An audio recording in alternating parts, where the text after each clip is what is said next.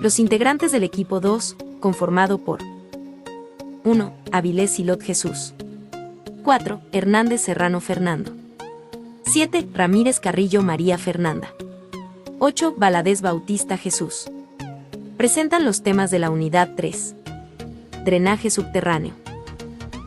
Un adecuado sistema de subdrenaje debe siempre estar en tal disposición como para sufrir todos los cambios y adaptaciones necesarias durante la construcción de la vía y en su vida útil. El objetivo principal es analizar y establecer la necesidad y mejor alternativa de subdrenaje de la zona objeto de estudio, y por ende indicar las zonas donde sea necesario implantar subdrenes a lo largo del tramo, Tulapillas, San Andresito, concadenamiento, 2 más 3 ceros, a 3 más 3 ceros, del tramo vial. 3.1 Principios y fines del subdrenaje. El drenaje subsuperficial o subdrenaje pretende eliminar el agua subterránea, o bien abatir su nivel hasta donde no sea perjudicial a la carretera. El agua que está situada bajo la superficie de la tierra se presenta en corrientes o estancadas. Una vez que se detecta su presencia, habrá que darle el tratamiento necesario para su evacuación. El nivel del agua subterránea generalmente es paralelo a la superficie del terreno. En terrenos planos o de lomerío suave es necesario averiguar su profundidad, mediante la investigación de campo para definir las zonas que en realidad necesitan subdrenaje. El subdrenaje es de suma importancia, pues el exceso de agua o humedad es altamente perjudicial, ya que ocasiona baches, grietas y deslaves, así como la inestabilidad en el material de los taludes. Los objetivos de subdrenaje de las carreteras son: 1. Facilitar la ejecución de las explanaciones durante la fase de construcción de la carretera. 2. Aumentar la capacidad portante de la subrasante y reducir el espesor del pavimento. 3. Contribuir en la estabilidad de los taludes mediante la orientación favorable de los flujos de aguas internas. En el tramo Tulapillas, San Andresito, con kilometraje 2 más 3 ceros, a 3 más 3 ceros, ubicado en Poza Rica de Hidalgo, Veracruz. La profundidad al nivel estático varía de 2 a 8 m en la zona con información piezométrica. Las menores profundidades se ubican en las cercanías del río Cazones y las mayores profundidades se presentan en la porción sur de la ciudad de Poza Rica, como se observa en la figura 7. 3.1.1 Constitución de los suelos. Definiciones. Suelo. En ingeniería civil, son los sedimentos no consolidados de partículas sólidas, fruto de la alteración de las rocas, o suelos transportados por agentes como el agua, hielo o viento con contribución de la gravedad como fuerza direccional selectiva, y que pueden tener materia orgánica. Composición del suelo: fase sólida, líquida y gaseosa. Fase sólida, se divide en orgánica e inorgánica. Inorgánica, son los fragmentos de rocas y minerales producto de la meteorización. Gravas, mayores de 2 milímetros, arenas de 2 milímetros a 0.02 milímetros, limos de 0.02 milímetros a 0.002 milímetros y arcillas menores de 0.002 milímetros. Las arcillas forman agregados con el humus, muy importantes para la fertilidad del suelo al retener sales minerales. Orgánica. Está compuesta por materia orgánica procedente de restos de seres vivos como excrementos, madera, en mayor o menor grado de descomposición. Cuando la descomposición está muy avanzada, la materia orgánica se llama humus. La materia orgánica retiene más agua. Fase líquida, es el agua que lleva en disolución sales minerales y coloides de arcillas y humus. El agua generalmente se encuentra en los poros del suelo de tamaño pequeño o mediano, si los poros son demasiado pequeños no puede ser absorbida por las raíces, agua retenida, y si los poros son demasiado grandes tampoco se escurre por gravedad para formar parte del agua subterránea. Fase gaseosa, es el aire que ocupa los poros de tamaño grande y aquellos en los que el agua se ha consumido. Su composición es similar a la del aire atmosférico, pero con una menor proporción de oxígeno y mucho mayor de dióxido de carbono. Grupos de suelos. Leptosoles. Son todos aquellos suelos que están limitados en profundidad por una roca dura continua o material muy calcáreo, carbonato cálcico equivalente mayor del 40%, dentro de los 25 centímetros, a partir de la superficie o contiene menos del 10% en peso de tierra fina. Se encuentran desarrollados, principalmente, a partir de rocas sedimentarias consolidadas, calizas, dolomías, areniscas, conglomerados, metamórficas, cuarcitas, esquistos, pizarras, y de origen volcánico, andesitas, basaltos, véretas. Están ampliamente representados en el territorio, ocupando, generalmente, las zonas con topografía abrupta de las numerosas sierras y alineaciones montañosas existentes. Regosoles. Son suelos formados a partir de materiales no consolidados que se encuentran muy escasamente desarrollados y evolucionados. La mayor parte de sus características y propiedades están estrechamente relacionadas con la naturaleza del material litológico de que procede, lo que puede dar lugar a una gran variabilidad de ellas. Se trata de suelos ampliamente representados en toda la región cubriendo, aproximadamente, la quinta parte de su superficie, siendo utilizados, preferentemente, en agricultura de secano, uso forestal y terrenos marginales.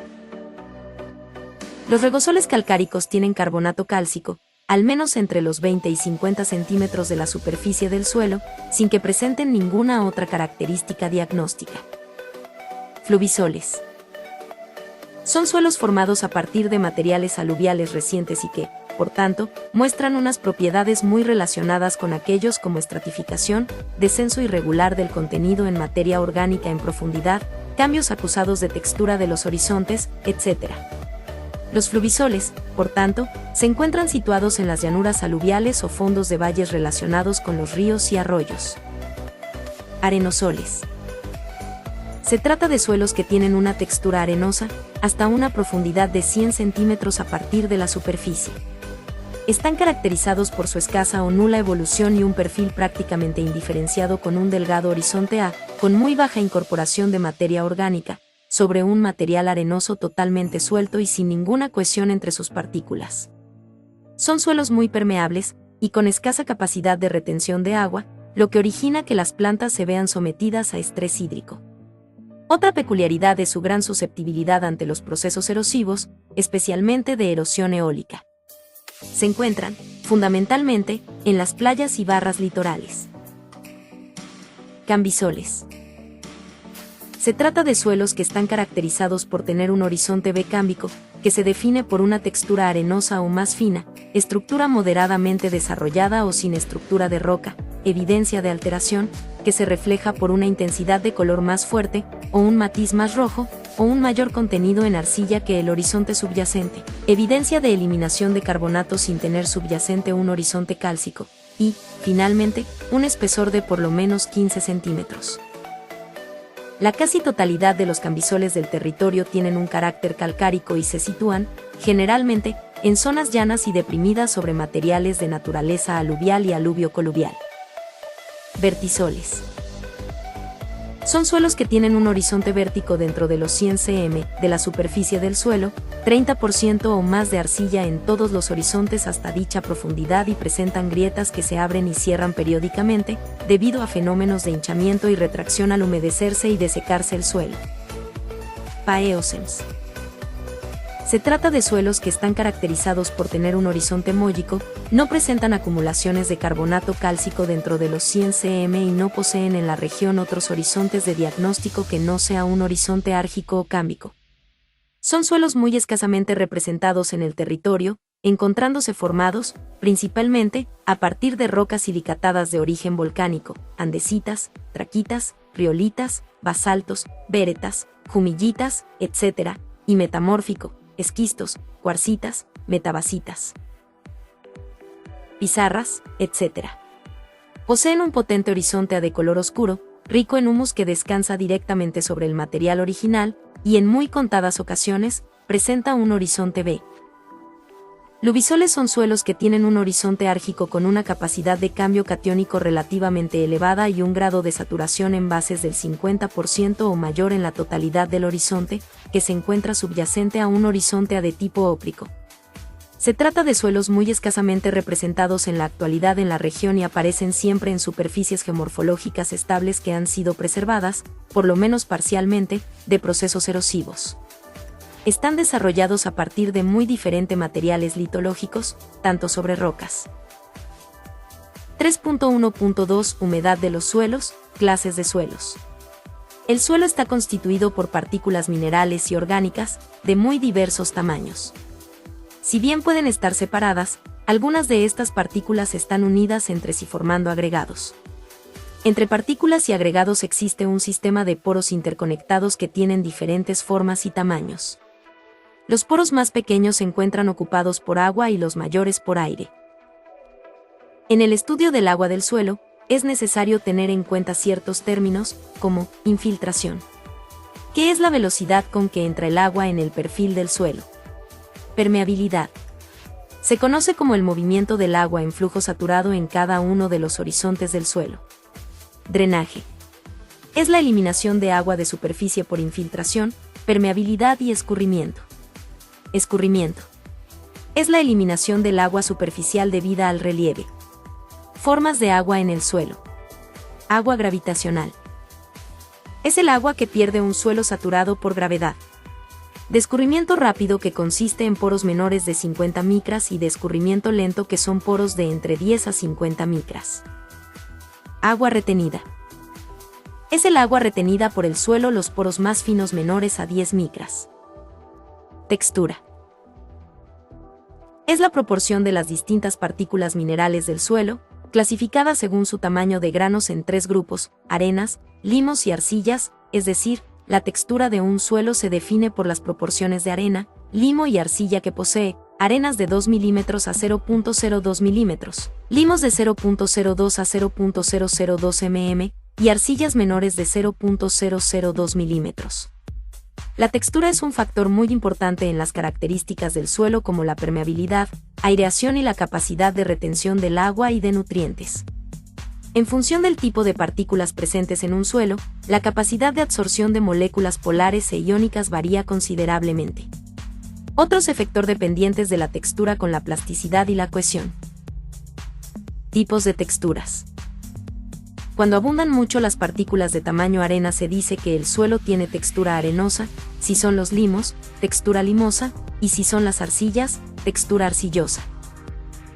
Un suelo con mezcla de los 3 componentes se llama estructura franca y es lo más beneficioso, pues un suelo que posea fracciones gruesas y finas en proporciones adecuadas es un suelo equilibrado, siendo ligero, aireado y permeable. Un suelo con textura predominante en cualquiera de las fracciones, suelo arenoso, arcilloso o limoso, siempre será deficiente por alguna causa. Por ejemplo, el suelo arenoso no tiene capacidad de retener agua y el suelo arcilloso no tiene aireación y se encharca con facilidad al ser impermeable.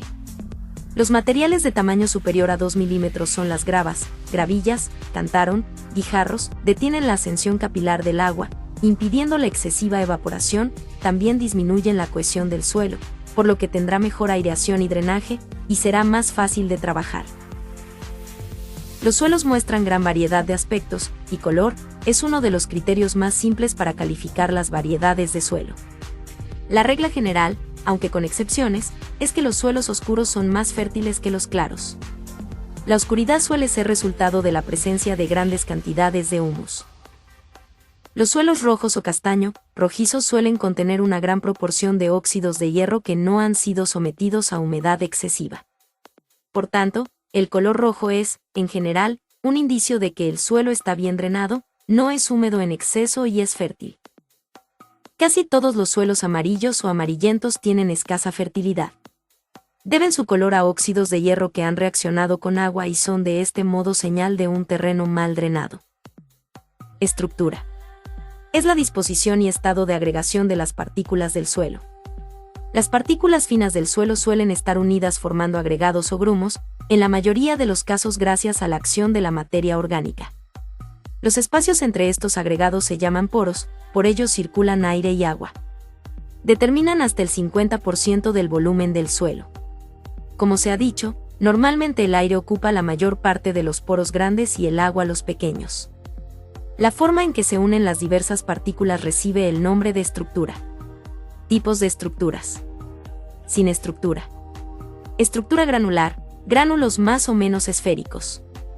Laminar, se forman agregados aplanados. Estructura poliédrica, con agregador poliédricos más o menos regulares. Si tiene aspecto de columna, se llama columnar. Como ejemplo aplicado a nuestro proyecto del tramo Tulapilla-San Andresito, clasificación de suelos. La clasificación de los suelos suele basarse en la morfología y la composición del suelo, con énfasis en las propiedades que se pueden ver, sentir o medir.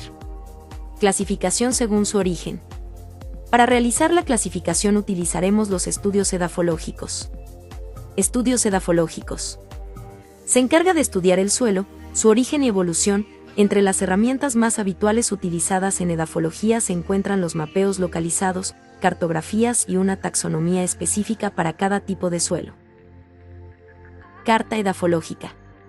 Se utiliza la Carta edafológica de Poza Rica de Hidalgo, Veracruz de Ignacio de la Llave en escala 1 a 250.000, para comprobar el porcentaje de regosol dentro del estado y realizar la clasificación de los suelos según su taxonomía y sus limitaciones en unidades cartográficas que pueden asociar hasta 3 suelos distintos. Como se puede visualizar, los colores corresponden a los grupos de suelos, regosol, paeocem y cambisol. El grupo de suelo que nos importa es regosol. La carta edafológica arroja como suelos dominantes al regosol con un 24%, paeocem con 6% y vertisol con 4%. Se verifica que este tipo de suelo tenga contacto con el cadenamiento, 2 más 3 ceros, A, 3 más 3 ceros del tramo, Tulapillas, San Andresito. Haciendo uso de Google Earth y un KML de la carta edafológica, agregamos el eje del trazo y se identifica el cadenamiento de estudio, como se observa en la imagen. El suelo sobre el que se encuentra el trazo está conformado por regosol. Clasificación del suelo. Clave, WRB. RK. Grupo de suelo, regosol. Calificador primario, cálcico. Calificador secundario, sin dato. Limitante superficial, sin dato. Substrato geológico, roca sedimentaria. Vegetación del suelo, agricultura temporal.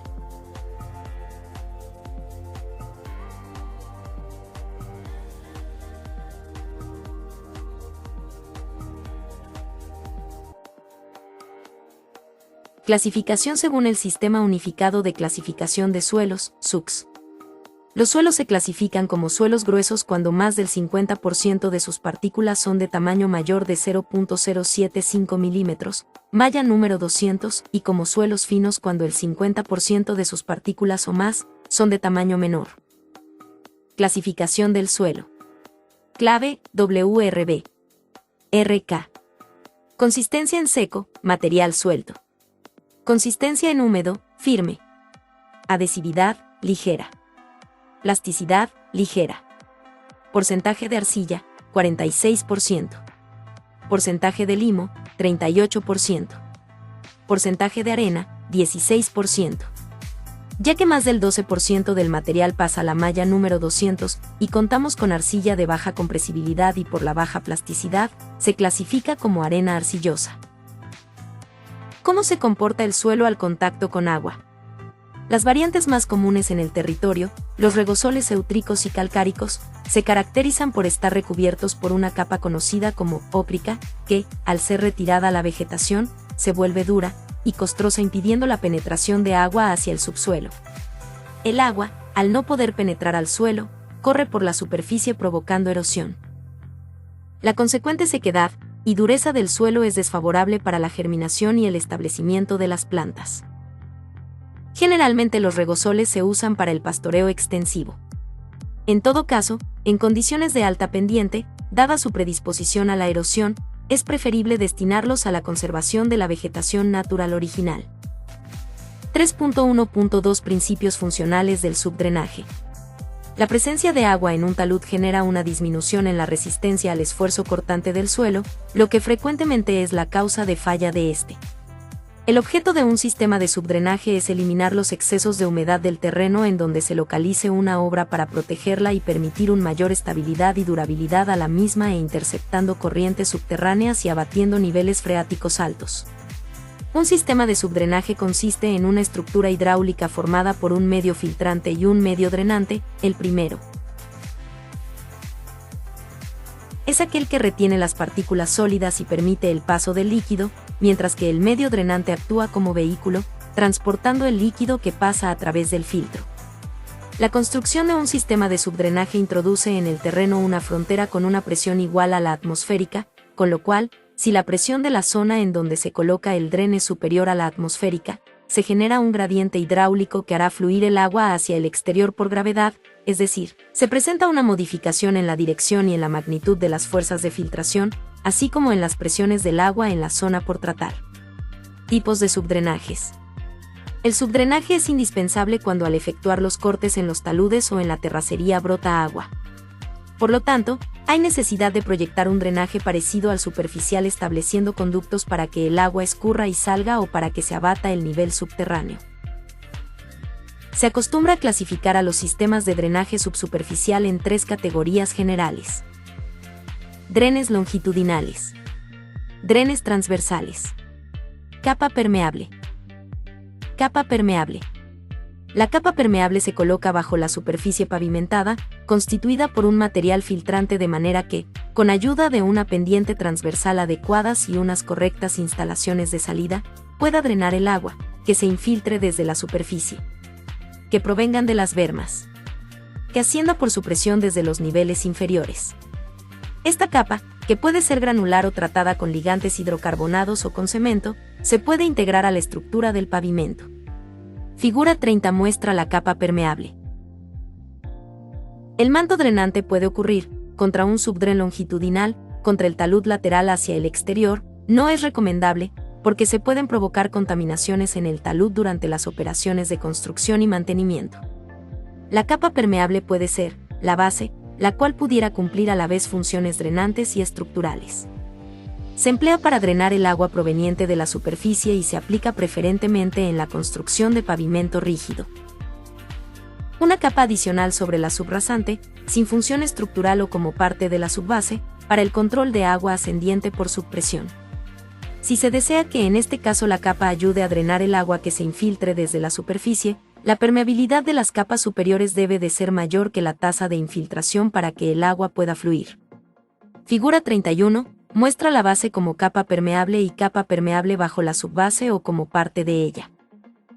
Subdrenes longitudinales. Son zanjas paralelas a la dirección de la vía, en la cual se colocan materiales permeables, agregados pétreos, geotextiles, geodrenes y, eventualmente, una tubería.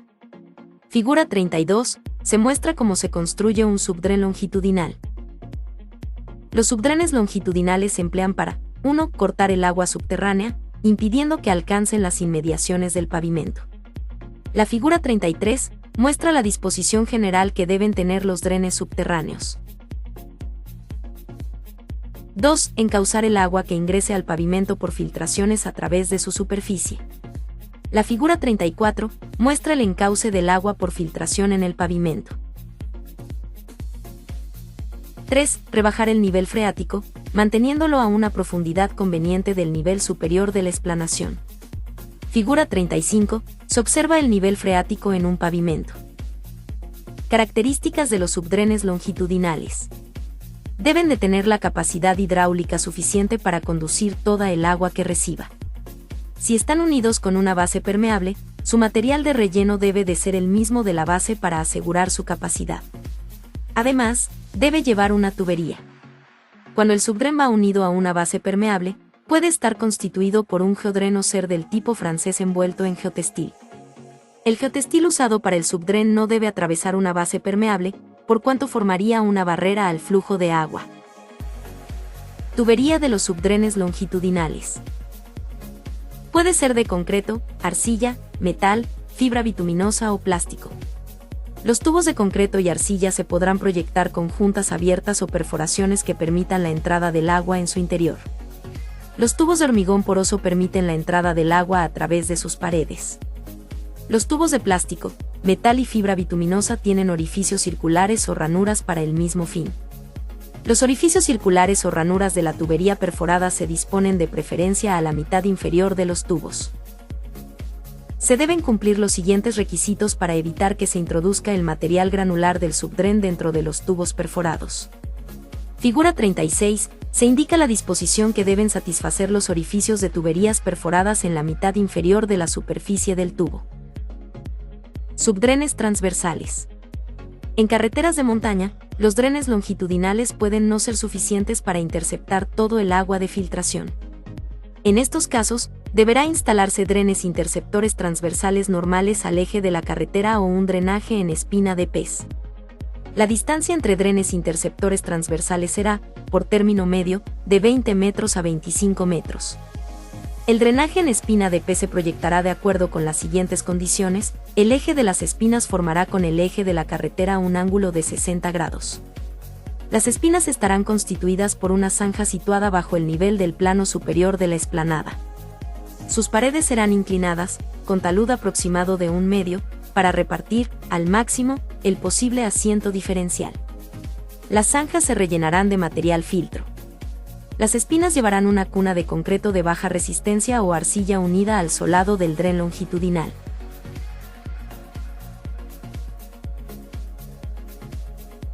Las espinas consecutivas se situarán a distancias variables que dependerán de la naturaleza del suelo que compone la explanada.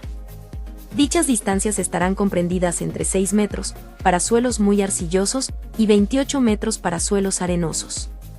Con independencia de la pendiente longitudinal de la carretera, se recomienda utilizar drenes en espina de pez al pasar de corte cerrado, trinchera, a terraplén, como protección de este contra las aguas. Infiltradas procedentes de la trinchera, corte cerrado. Figura 37, dren transversal en forma de espiga.